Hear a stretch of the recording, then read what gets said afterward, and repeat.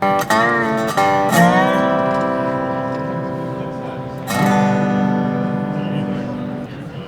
morning, everybody, and welcome back to Coffee with Craig. As you can tell, we are still here at SHOT Show 2019, having a really good time. Let me tell you, four days in Vegas is a lot. It's a lot. 4 days at SHOT Show in Vegas is a lot. And the sad part is that you still can't see it all. There's absolutely positively no way that you can see it all, but we're gonna try. Anyway, please remember, like and share this program. Tell your friends about the Firearms Policy Coalition.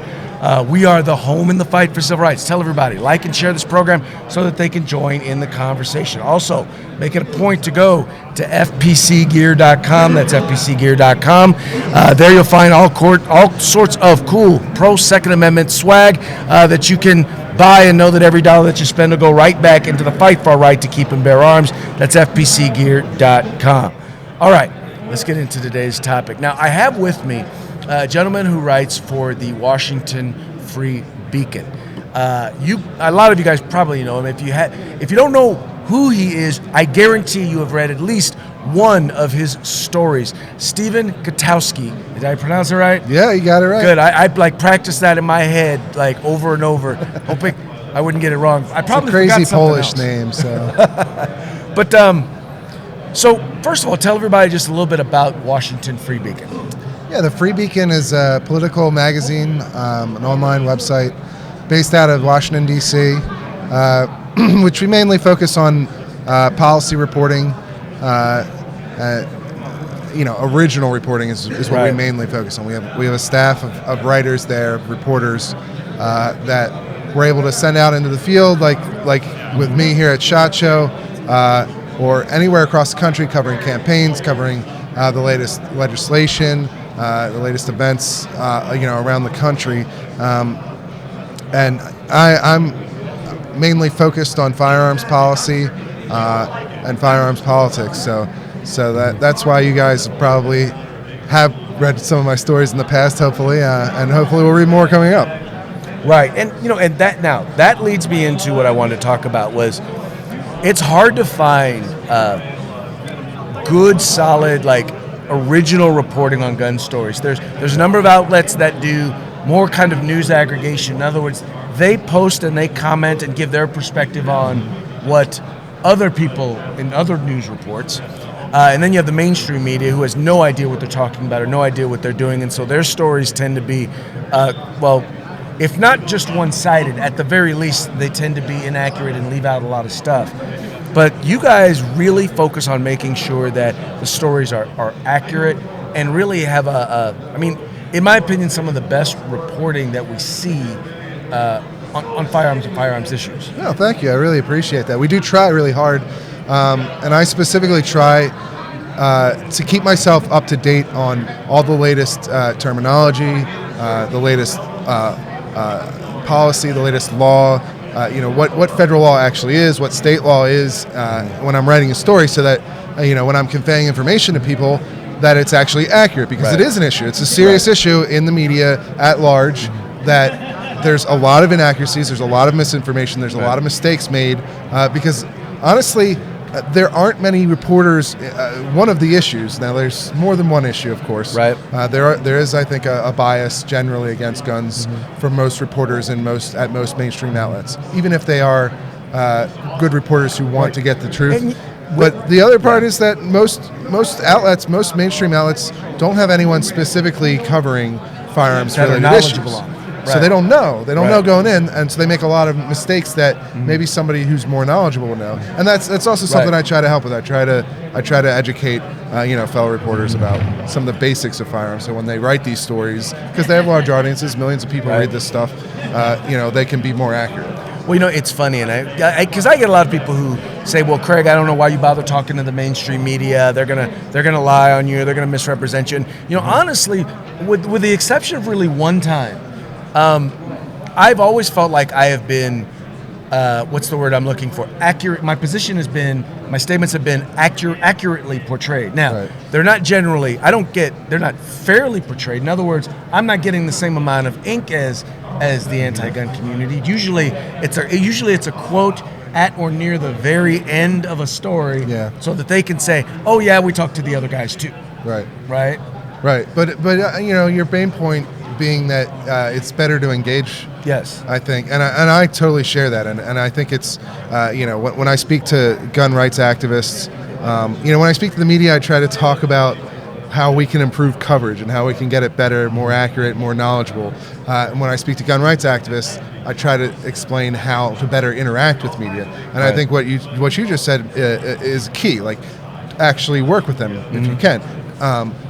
Most of them are not trying to screw you over. Most of them, they might not agree with you, but they want to get your perspective so that they can give it to their readers. And if you don't do that, then they're not going to have that perspective at all. They never get your perspective. And it's funny, I find half the time I'm actually, as opposed to being interviewed, I'm actually helping provide background information. Yeah, that's an important thing too for reporters, because like I said, most of them are just not very knowledgeable on the subject. So if you can help them get a better understanding of what they're trying to report on, one, I think a lot of them will be open to that, will be open to listening to you, at least hearing you out. And that can produce better reporting, which is good for the gun rights community, because a better, more accurate reporting generally is going to favor gun rights people, because a lot of mistakes happen to go in the other direction. Well, exactly. I remember about 10 years ago, there was this big movement called Civic Journalism. And on its face, it seemed like it was a good idea. It was like saying, okay, look, here's what we need to do. We need to get people engaged in the issues and the things that are impacting our communities. So we need to make sure that we're reporting on that so that people can get information. The problem is that it went from reporting on it, on these issues, to actually advocating in regards to these issues. And so you have people with very specific biases. And the worst part is they're like, well, no, I'm being open and I'm being fair. And you come to realize they're actually, in some cases, they are not taking the level or the steps that they need to, or they're just flat out just ignoring the idea that making sure they have all of the information in order to give all sides. Absolutely, and I think that's key. The Free Beacon obviously has an editorial point of view. Right. We're a conservative paper. We have editorial positions, but in my reporting, when I'm writing a news story, I make sure to try and represent each side fairly, right, and try to give the audience, my readership, all the information that's out there. Because even I think biased reporting, even if you're biased towards what you're like, whatever ideology you're trying to get across, it's a disservice to even people who agree with you, because they're going to be left misinformed on the subject. Like, they're not going to understand what the arguments are on each side. They're not going to understand the facts. It's better to provide everything and fairly represent everyone. Because then your audience will be more informed. Your people you agree with will have more information to advocate for whatever position they have, and so we try to go out and cover stories as well. Another important aspect of this, stories that aren't otherwise being covered. Like, that's a big part of what the Free Beacon does. Right. The mainstream media, there's a lot of media coverage of all kinds of stories, and that's great. Some stories get lots and lots and lots and lots of coverage, and it's like, all right, maybe I'm not going to go to that story because everybody else already has it. But there's lots of stories that are important that get little coverage. Right. And that's something where we can have an impact, I think, and where I try to focus my reporting. Like, here are stories that aren't being told. Right. Well, and what I appreciate about the stuff that you do is sometimes it seems like, people are writing stories just because it's not really newsworthy, but it's a gotcha for the people that they disagree with. And with you, it's different in that it's more of, this is something that should be a story. And I've seen even a few instances where, something was reported by you or someone else in the Free Beacon, and then the other mainstream news media picked it up. Yeah. Then all of a sudden they realize, oh, well, yeah, this probably should be a story. Yeah, absolutely. I mean, we try to break a lot of news stories that we think are going to have impact that are important to people. And so, a great example is the Katie Couric documentary a couple of years ago, where she misleadingly edited some gun rights activists from the VCDL, Virginia Citizens Defense League. We broke that story with all the video and everything. We were one of the first people to write about it, and from there, everyone else covered it because it was a very important story about credibility in media, about one of the most famous media personalities in the industry, Katie Couric, and what she was doing. And from there, everybody picked that story up, including like all the way up to like the New York Times. Right. And so, we try to find those kinds of stories, ones that people aren't paying attention to, that might never have been a major story if we hadn't covered it. But it ended up, we found something that had a lot of news value, that was going to be important to people, right. and other reporters recognized that as well. Now, that happens pretty frequently for us. Right. I'd love to happen. Every story I write ends up like that, but it is something that we strive for sure. Well, and I think part of it is people having a comfortability with your with you and with the Free Beacon as a media source, to know that when they come to you and they tell their story, they know that it's going to be accurate. Yeah, and they know that we're going to reach out to all the parties involved, right?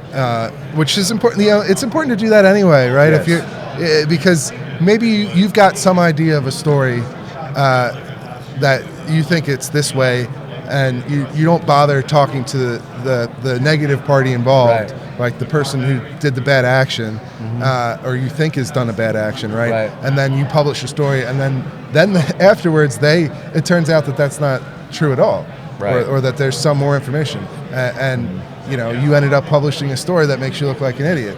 So it's good to have these standards of journalism that have been around, that maybe not everybody follows, but they're around for a reason. They're standards for a reason, right? And so we try to follow those at the Free. We try to operate like sort of an old school newspaper would. Right. You reach out to sources, you get quotes, you nail down the facts, and then you report. After it goes to the editors, they look through it, they fact check it.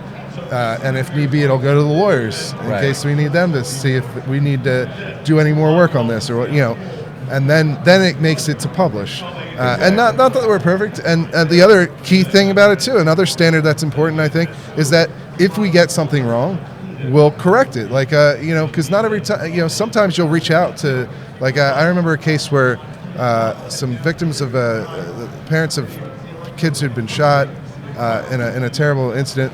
The gun control, one of the gun control groups had convinced them to sue Lucky Gunner, if I remember, an ammo sales company, and it was a frivolous lawsuit because they were basically trying to hold the ammo company responsible for what the shooter did, which is not something that is allowed under the law. And so this lawsuit gets dismissed and ends up where the plaintiffs, the people suing, had to pay for the lawyers for Lucky Gunner because it was a frivolous lawsuit. And I reported it as though it was what it seemed like on this when I was reading through the opinion was that they were ordering the gun control company to pay lawyers, but in fact the way that it had been set up, and this was on purpose, of course, is that the parents, the family, were the ones on the hook for the money.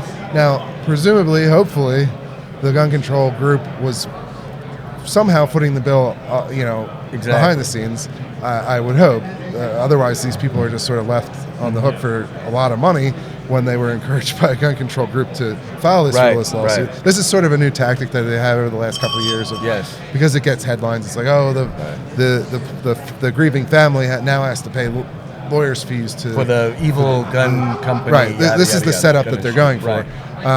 And so, but the reality is that is what it was. And I had to correct the story because I had originally reported it as gun control group was on the hook, but in reality, the family's on the hook now. Hopefully, the gun control group is paying them somehow. But now that, even though I'd reached out to the gun control group for comment, I think it was I don't remember. I don't want to say who it was because I don't remember the specifics. But I'd reached out to them. They hadn't gotten back to me before we published, in a reasonable time frame, and so it didn't come out until later what the reality was. But we went back and corrected that story because that's an important part of of credibility as well. Because if you get something wrong and you just leave it there, and even though it's provably false, not only could you be liable or, legally, but it's also terrible for your reputation, for your credibility. So that's another aspect of what we really try to operate like a serious newspaper, like your old school newspaper would have back in the day. It's funny because we deal a lot with those fact check websites. They are the absolute worst. I give you an example. We had one instance, and I won't say the name of the fact check organization, PolitiFact, but they literally, here's what they did. So at 4:30 on a Friday, they drop us an email saying, we want to ask you about this thing, and we're publishing on Monday at 10 a.m. Eastern. Sure. So I'm like, wait a minute. So we're supposed to drop everything over the weekend so that you can fact check, so that we can do your job.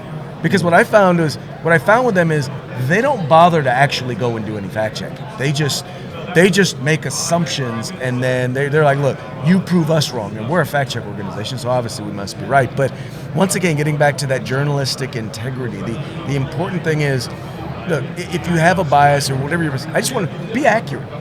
You know what I'm saying? Yeah, exactly. That's not asking for too much. No, I think super key, because as somebody who works at an outlet that has an editorial point of view, right? That's well established, conservative point of view. I still value reporting from outlets that have a liberal point of view, that are established, that are like Mother Jones or something. They can produce great stories. Everyone makes mistakes throughout them. Nobody is perfect. No, reporters aren't perfect. It's important to acknowledge when you make a mistake. But I think that valuable reporting can come from all kinds of places, as long as it's accurate and it follows these certain base level standards of how to report a story, of getting all the sides involved, that hear from them and try to present like an accurate depiction of what's going on. So so you're here at SHOT. What are you trying to cover? What are you trying to show here at SHOT? So SHOT Show this year, we've actually expanded our coverage, right? We brought along a video producer this year to help film, try and really get the full experience of SHOT Show, because SHOT Show's like you were describing at the beginning of this, like it's such a big thing. 60,000 people come to this. It's thousands of exhibitors. It's across a whole freaking week of stuff. And it's not, by the way, it's not an easy show to get in. I mean, you can't just walk in to SHOT off the street. It's closed to public. It's industry only and media. And so we're trying to get, what we were trying to do this year is just give that full experience of what it's like. Because we started with range day, right, where you actually go and shoot all the guns, which is the fun day, right? And we tried to show what that's like. Then we came here yesterday, the first day of the exhibit hall being open, and we tried to show what the exhibit hall is like, do some interviews about some because the Free Beacon is mostly political, right? We mostly cover policy, we cover politics, so we don't do as much on the product side of things. So we're doing a little more of that this year, trying to show people some of the interesting products, because SHOT Show, after all, is a trade show. And then on top of that, we're going to our bread and butter of interviewing newsmakers. We interviewed Adam Kraut because he's one of the lawyers for your guys' suit against the bump stock ban. So we talked about that. We interviewed Alan Gottlieb from the Second Amendment Foundation about the Supreme Court's big decision to take a new gun case, which has huge implications. We interviewed a number of people. We interviewed John Correa from Active Self-Protection about guns and social media, because he runs a big YouTube channel, several YouTube channels and Facebook pages, and has a lot of insight into that. And then we also tried to get a little bit of the nightlife, because SHOT Show is also known beyond just the guns and the shooting and all that. It's also known to have a pretty cool nightlife. Pretty interesting stuff goes on here when the sun goes down, as you might imagine, because it's Las Vegas. And so we went out to Las Vegas Gunfights, it's called. It's this crazy, interesting experience. Totally cool. You were there later on in the night, right? But they had this fight between a UFC fighter and an Air Force pararescue guy, and it's basically a Simunition Fight, where they put two dudes in an arena and they shoot at each other, and then they also can grapple. So they went and Right. and they did a lot of that, and it was and to be exciting. clear, it's real firearms but simulated ammunition. Absolutely, 100% real firearms where they switch out the barrel or the bolt carrier group, Right. and they use soap pellet Simunition. So it's pretty intense, and it's a lot like it's pretty close to like what maybe a gunfight would be like. In real, I mean, it's obviously a simulated sport, but it's still and the fight it was basically like UFC fight where they both have guns. So you can imagine it was incredible, and then it was inside of a hookah bar.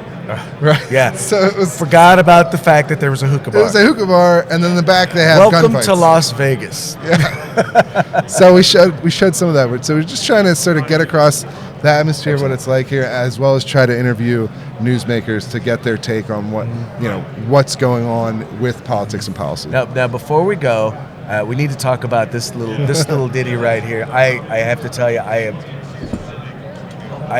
you showed me this thing, and this thing is totally. It's tell so me cool. about this. This is my favorite little piece of swag that I've gotten. This is the only thing I've taken so far. Right.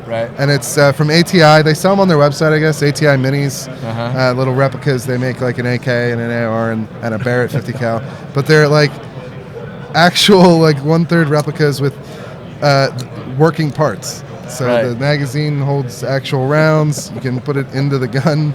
The bolt moves back and forth. The trigger actually pulls. It's kind of working bypass. It's just cool. I just think it's hilarious and awesome. Find their website and go get one.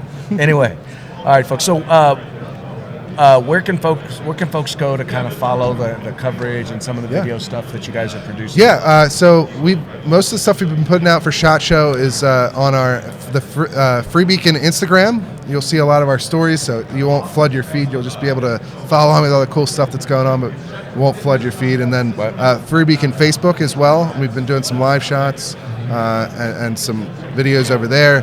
My Twitter account, which is at Stephen Gutowski, so StephenGutowski. And then also go to thefreebeacon.com. We'll post those full interviews, with Alan Gottlieb and Adam Kraut and John Correa on our YouTube, and we'll put them on the Free Beacon website as well, coming up throughout this week and next week. So we got a lot of stuff coming. Actually, Stephen, thank you so much. Like I said, I really appreciate it, and I learn a lot from you, right? I really appreciate the work that you're doing, and all the guys over there, all the reporters over there at the Washington Free Beacon, to make sure that we have real news reporting on issues that otherwise we wouldn't know about. So thank you. Thank you. Really appreciate it. All right, folks. Well, hey, that's going to be it for this edition of Coffee with Craig. There's going to be more interviews that are going to be coming out during the day, so stay tuned because there's lots of really cool people here, and if I can grab them and sit them down, then we're going to be talking. Anyway, that's going to be it for today. Once again, that's going to be it for today's Coffee with Craig. Remember, we are the Firearms Policy Coalition. We are the home in the fight for civil rights. Got to use them or you're going to lose them. Folks, take care. If you like our videos, follow, subscribe, like, and share.